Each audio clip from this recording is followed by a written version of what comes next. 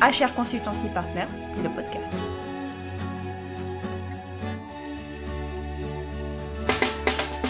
Bonjour, je suis Jean-Baptiste Bruno, l'animateur des podcasts d'HR Consultancy Partners. Nouvelle émission destinée aux DRH sur des sujets d'actualité ou des sujets de fond concernant les ressources humaines. Aujourd'hui, pendant 20 minutes, nous allons traiter du sujet de la pénibilité. Autour de la table, pour traiter ce sujet, nous avons Michael Hoffmann-Hervé. Bonjour Michael. Bonjour. Qui est président du cabinet justement HR Consultancy Partners. Et de l'autre côté, Stéphane Bersdeberg. Bonjour Jean-Baptiste. Bonjour Stéphane. Qui est directeur général délégué à l'expertise vie au travail. Michael, est-ce que vous pourriez nous donner une vision un peu plus historique du sujet avant de rentrer dans le détail de la mise en place de la pénibilité dans les entreprises aujourd'hui, afin de mieux comprendre le sujet et la profondeur que représente la pénibilité aujourd'hui? Avec plaisir Jean-Baptiste, et merci d'avoir initié ce moment d'échange sur ce sujet d'actualité au cours duquel nous aurons l'occasion effectivement de revenir sur les responsabilités des entreprises et celles qui vont les concerner dès le 1er janvier. En fait, la pénibilité fait partie de notre patrimoine culturel et plus particulièrement celui de notre culture judéo-chrétienne. Je vous rappelle que nous avons été chassés du paradis, si je puis me permettre, en entendant ces mots « Tu travailleras à la sueur de ton front ». Tout un programme déjà. Tout un programme. Je pense que cela est gravé dans toutes nos mémoires et que nous avons tous, à un moment ou à un autre, eu l'occasion d'entendre ces mots. Donc le travail est associé à la peine depuis la Genèse. La Genèse, naturellement, je parle du livre, et la peine humaine en particulier, ce qui n'est pas rien. Jusqu'à l'ère industrielle, alors que la majorité des gens travaillaient dans les campagnes, le travail était physique, nécessitait de l'endurance et donc, par définition, était pénible. Mais c'était à l'extérieur, on avait un environnement qui était effectivement plutôt acceptable. L'ère industrielle, puis post-industrielle, a vu apparaître les machines. Et là, les machines, qui certes ont aidé l'homme, ont introduit une nouvelle forme de pénibilité, celle de la répétitivité, des cadences, des contrôles. Le taylorisme en fut naturellement son apogée et les temps modernes que Chaplin nous a montré nous en donnent une vision tout à fait caractéristique. Ouais, mais aujourd'hui, Michael, c'était avant ça, et aujourd'hui, comment ça se passe? C'était avant, oui et non, parce que naturellement cette pénibilité qui existe encore dans certaines industries où l'on pratique encore le travail à la chaîne a beaucoup évolué avec l'avènement du numérique, mais c'est transformé en d'autres types de pressions. J'en veux pour preuve la surinformation que vivent nos collaborateurs, l'accélération des transactions, quelles qu'elles soient, les flux relationnels de toutes sortes. Tout ça introduit en fait une pénibilité un peu différente. Bon, nous allons quand même aujourd'hui traiter le problème de la pénibilité. Ce que je voulais juste introduire en mes propos et ce que je voulais souligner, c'est que les critères de pénibilité dont nous allons parler avec Stéphane sont quand même des critères qui ont presque un siècle d'existence. Et c'est quelque peu paradoxal, précisément dans un moment où tout s'accélère et où le numérique nous confronte à d'autres types de situations. Donc on a des critères qui datent un petit peu, mais malheureusement, ils arrivent. Ils arrivent, il va falloir ils sont même déjà arrivés. Stéphane, est-ce que vous pouvez donner un peu une vision un peu plus précise d'aujourd'hui? Qu'est-ce qui se passe sur ces critères? Quels sont-ils? Et comment ça se passait? Ça va se faire en deux phases. Il y a une première partie qui était cette année, une deuxième à venir. Est-ce que vous pouvez nous faire un petit rappel un peu technique? Alors, juste pour planter un peu le décor, ouais. Le législateur a défini 10 facteurs de pénibilité. C'est ce qu'on appelle les facteurs de pénibilité. Mais tous ne sont pas encore en œuvre. Non, les entreprises ont jusqu'au 31 janvier pour évaluer les salariés qui sont exposés aux 4 premiers facteurs, qui sont le travail de nuit, qui sont les équipes successives alternantes, qui sont les personnes soumises au milieu hyperbare et qui sont les travaux répétitifs. C'est probablement entre nous les facteurs les plus simples. Bon, je ne suis pas aussi affirmatif sur les travaux répétitifs, mais c'est probablement les 4 facteurs les plus simples à évaluer. Deuxième étape pour 2016, resteront à évaluer 6 facteurs complémentaires qui sont les postures pénibles, le bruit, les ambiances thermiques, les produits chimiques, manutention manuelle et vibrations mécaniques. Et là, je ne vous cache pas que la situation sera probablement plus complexe, cette évaluation qui est attendue. Il nous manque encore quelques éléments pour être précis. Le législateur est sur le point de donner des détails plus précis. Est-ce qu'on sait un petit peu à quoi ça va ressembler? On attendait des textes fin octobre, puis le délai a été repoussé fin novembre, et ils sont maintenant attendus dans les jours qui viennent. A priori, 15 décembre, on devrait enfin être fixé pour les 6 facteurs à venir, sur les seuils à prendre en compte pour vérifier ou pas le fait que nos salariés sont exposés à ces facteurs de pénibilité. Donc les textes sont en relecture. Les négociations sont probablement un peu compliquées entre le ministère d'une part et certaines branches professionnelles d'autre part, mais on devrait maintenant avoir la matière rapidement. Mais les entreprises aujourd'hui, elles sont dans le match sur ces premiers critères. Elles ont mis en œuvre les demandes du législateur. Alors bonne question, je pense y compris au sein des grosses entreprises, je pense qu'il y a eu une position attentiste depuis de nombreux mois. En revanche, là, ça va être compliqué. C'est-à-dire que les entreprises ont jusqu'au 31 janvier 2016 pour déclarer sur les 4 premiers facteurs la part des salariés, le nombre de salariés exposés aux facteurs de pénibilité. Donc là, il y a une première échéance qui est maintenant extrêmement courte. Pour les 4 premiers critères. Pour les 4 premiers. Sur les 6 facteurs à venir, les entreprises auront toute l'année 2016 pour être en capacité de faire leur cartographie pénibilité. C'est un vaste sujet, je pense que c'est des choses qu'il faut anticiper, il faut aller vite dans cette démarche. Ça risque d'être plus compliqué. Alors, on parlait des grands groupes, Stéphane. Mickaël, est-ce que vous avez une vision peut-être un peu plus précise sur les PME, potentiellement? Est-ce qu'elles sont exposées de la même manière? Comment elles traitent ce sujet aussi? C'est peut-être complexe, c'est un sujet complexe pour elles. Alors, il y a un vrai problème au niveau des PME parce que elles ont pas mal de difficultés à avoir l'information et la bonne information, dans la mesure où, comme l'expliquait très justement Stéphane, on a eu, si je peux m'exprimer ainsi, quelques retards à l'allumage. Et les grands groupes, n'oublions pas quand même de le mentionner, c'est que les grands groupes se sont mis dans une situation un peu attentiste, se posant la question de savoir ce qui allait véritablement être comme obligatoire à mettre en œuvre.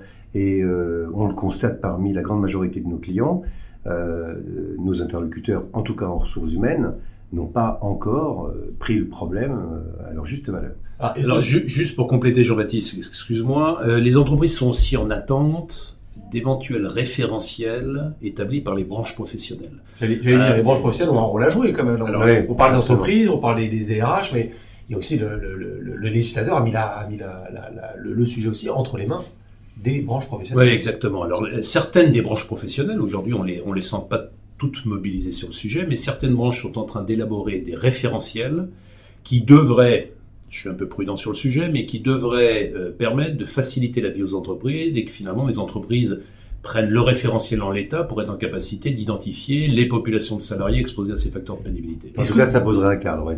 Ça poserait un cadre. Alors moi, honnêtement, ma vision personnelle, c'est que probablement un certain nombre d'entreprises devront malgré tout adapter ces référentiels de branche à leur typologie de poste, aux notions de polyvalence existantes, etc., etc. Donc le travail du référentiel, à mon avis, ne suffira pas à clarifier définitivement la position des entreprises. Et quelle sera la place, selon vous, justement, du DSN, du dossier social nominatif?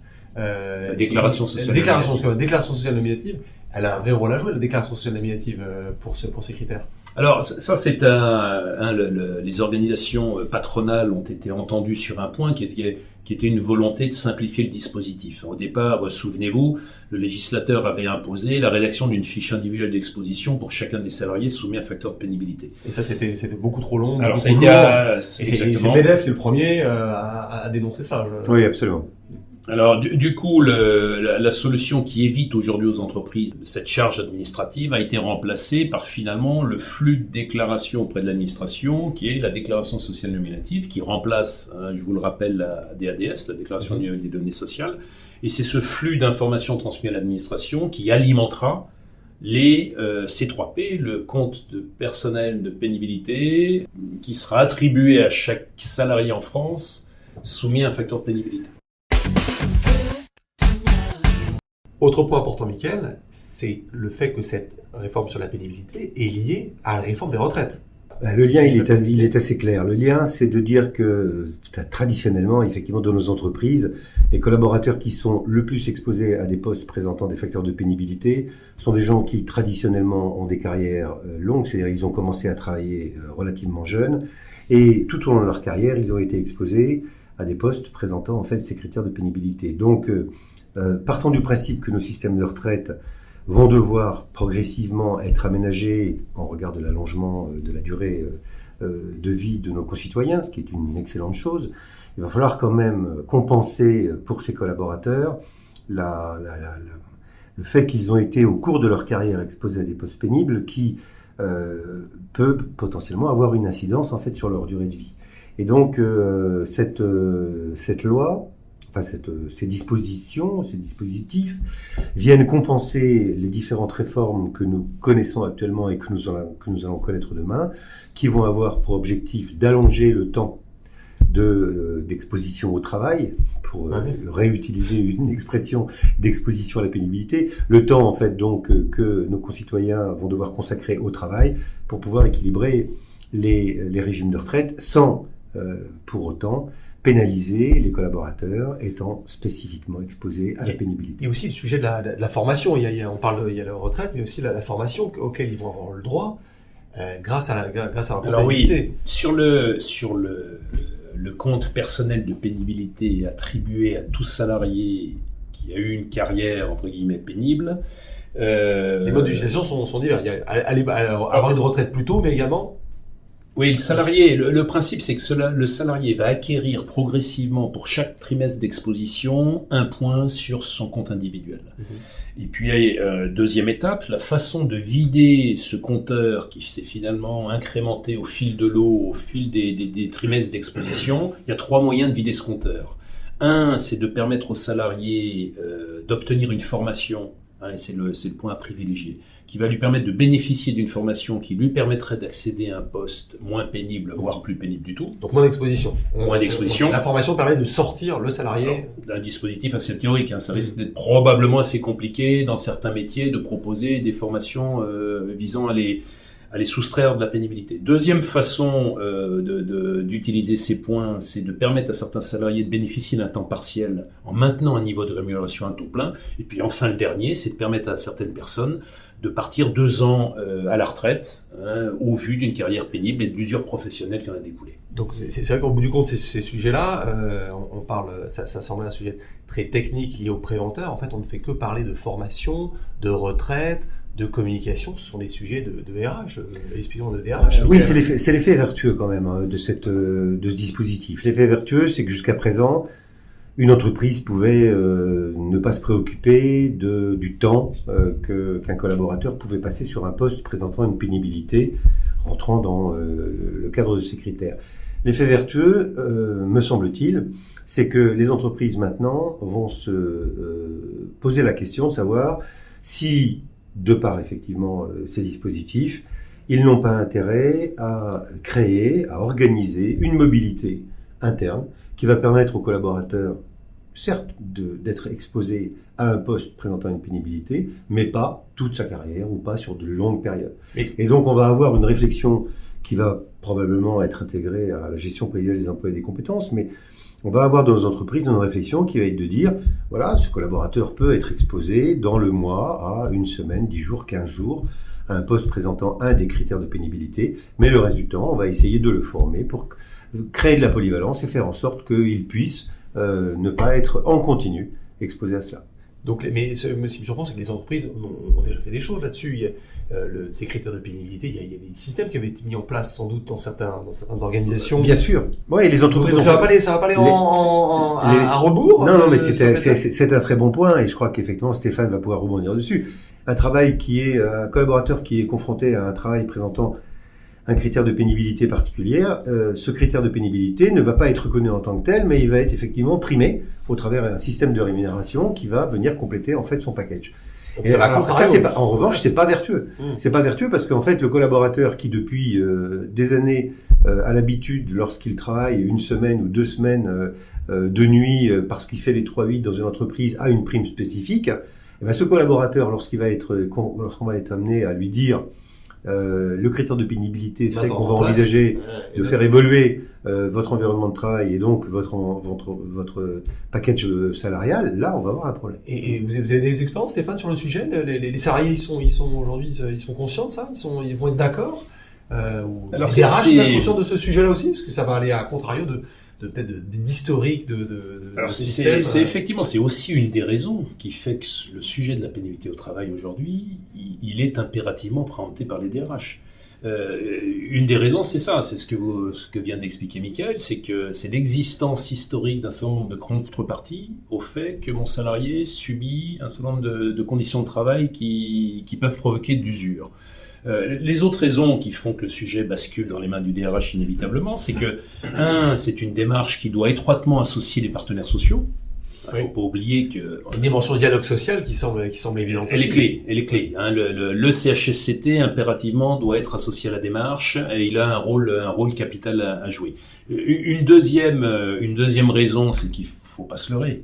On a derrière tout ce dispositif, inévitablement, immanquablement, on aura des contentieux qui seront un certain nombre de salariés qui indiqueront à l'entreprise qu'ils ne sont pas d'accord avec la cartographie de pénibilité qui a été mise en œuvre et qui revendiquent d'avoir un certain nombre de points sur leur compteur. On va négocier les points dans les entreprises, les points de pénibilité, ou les postes, ce poste est exposé, celui-là ne l'est pas. Alors, c'est simplement pour dire qu'il faut être extrêmement vigilant sur la méthodologie à adopter sur sa cartographie de pénibilité. Les entreprises ont intérêt à conserver la traçabilité de toutes les méthodes qui ont été mises en œuvre pour aboutir au fait que tel poste est soumis à un ou plusieurs facteurs de pénibilité.